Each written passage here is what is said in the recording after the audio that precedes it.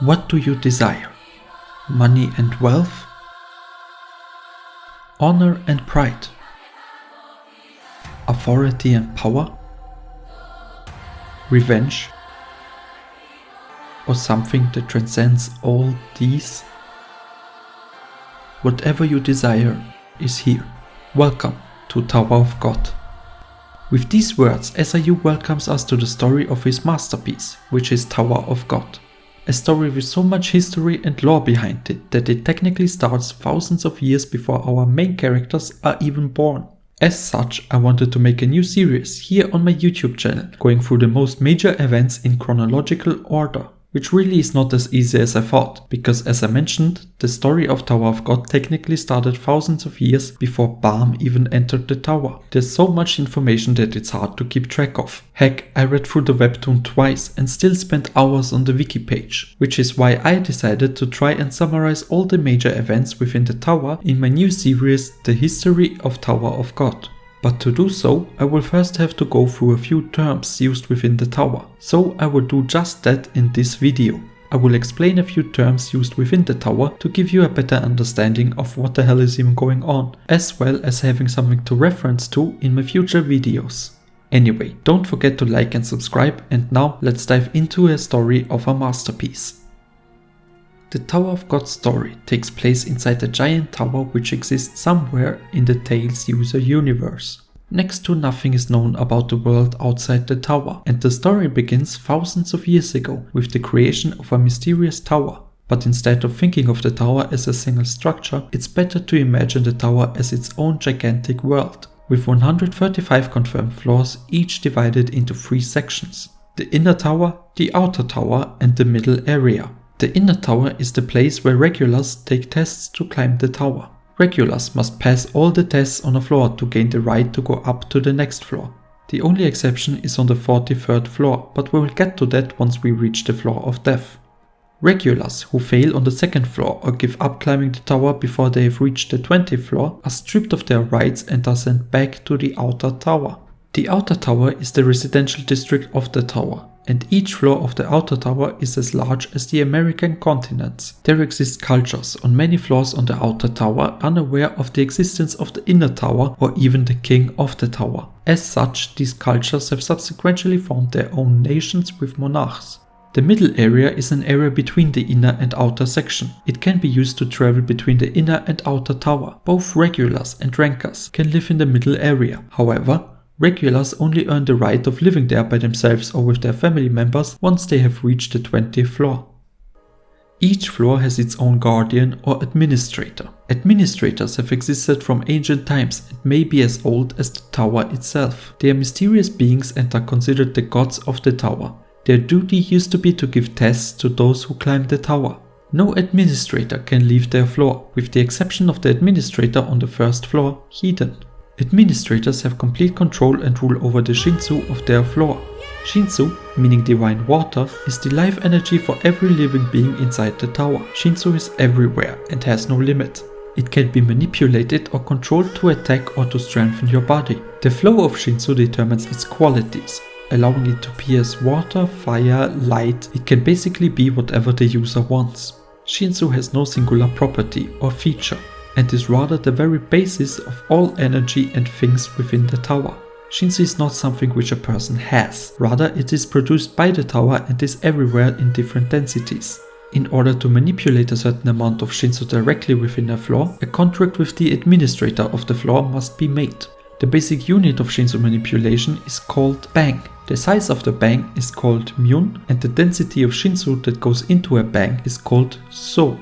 It is said that high rankers can control 30 to 50 banks. Side note, the person who can control the largest number of banks is the Irregular Enryu with over 9,000 banks. Vegeta, what does the scouter say about his power level? It's over 9,000. Wrong. Anyway, by now you probably wonder what a regular and irregular is. As I mentioned earlier, Hiden is the only administrator who can fully move around the tower. While traveling throughout the floors of the tower, he selects the people that catch his eye. These selected people are then classified as regulars. A regular is an individual who is permitted to climb the tower. Regulars begin on the 2nd floor and proceed to climb the tower from there. Once they have passed the 20th floor, they receive certain benefits. Anyway, while a regular is climbing the tower, they have to pass one or more tests on each floor. The tests are created to determine whether the regular is worthy of going to the next floor. Generally, the difficulty increases the higher one climbs. If a regular reaches the 134th floor, they become a ranker. Rankers are those individuals who have reached the 134th floor and have been given a rank. This rank is issued by the Ranking Administration Office and is calculated after investigating and combining statistics such as a person's power, recognition and influence. Out of these rankers, the top 1000 are classified as high rankers, which is roughly 1% of rankers. Rankers and high rankers are technically forbidden from associating or rather interfering with regulars. However, this rule has been broken many times throughout the story, without any real consequences. I just thought I should mention it. So, yeah. Anyway, an irregular is someone who was not selected from within the tower through Heden's normal selection of regulars, but someone who entered the 1st floor from outside the tower. An irregular is one who was able to enter the tower on their own by whatever means or for whatever reasons. This grants irregulars certain benefits, such as the ability to use Shinsu without the need of a contract with an administrator. Strictly speaking, the first known irregulars were Jahad and his companions. And while nowadays a lot of tests involve fighting other regulars, when Jahad and the Great Warriors climbed the tower, they had to fight creatures known as Shinheuh. Shinheuh are the creatures encountered in the tower. The original positions were created by Jahad and the Great Warriors in their initial climb through the tower in order to find the Shinheuh. This implies that originally nearly all the tests needed to climb the tower involve fighting Shinheuh rather than other people. Positions are the individual roles a person in a team takes on in battle. The battles in the tower are mostly fought as a team, and the position of an individual is the role they play in a team. There are 5 basic positions as well as a couple special positions. The 5 basic positions are Fisherman.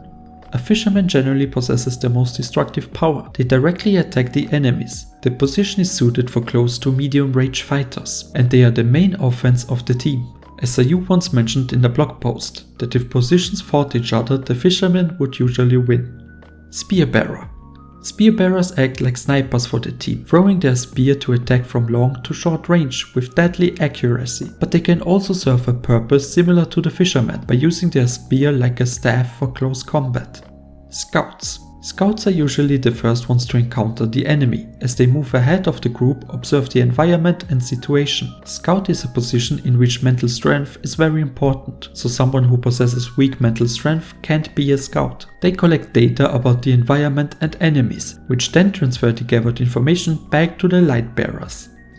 Lightbearers are responsible for gathering, storing and delivering crucial knowledge to their teammates while guiding them with the light of their lighthouse. Lightbearers are usually the most support-oriented position. Think of them as the strategists.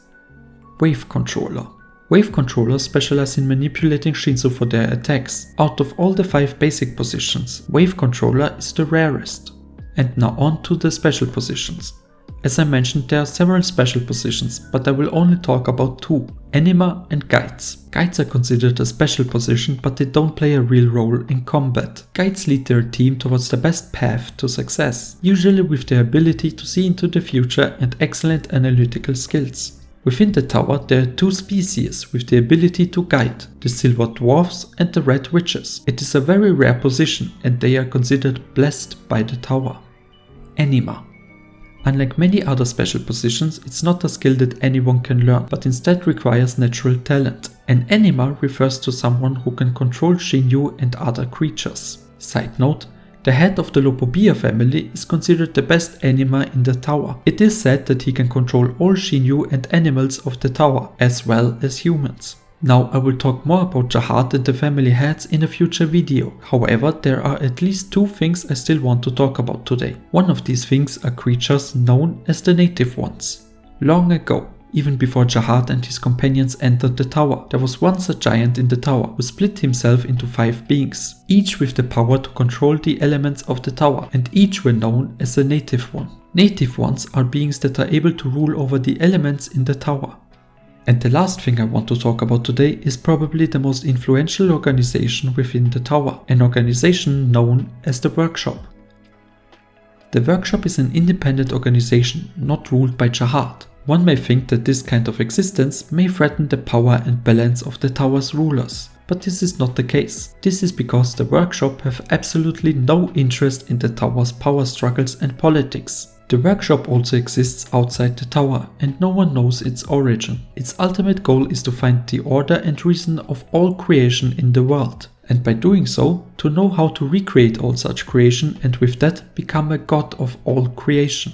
Mexef has the highest rank within the Workshop. He was present in the tower before Jahad and the Great Warriors entered the tower and was critical in helping them climb the tower. It can be said that almost everything that can be called science in the tower originates from him. He is the creator of many inventions, including devices known as pockets. A pocket enables the wearer to understand the different languages spoken in the tower. It also functions as a phone, wallet, diary and many other things.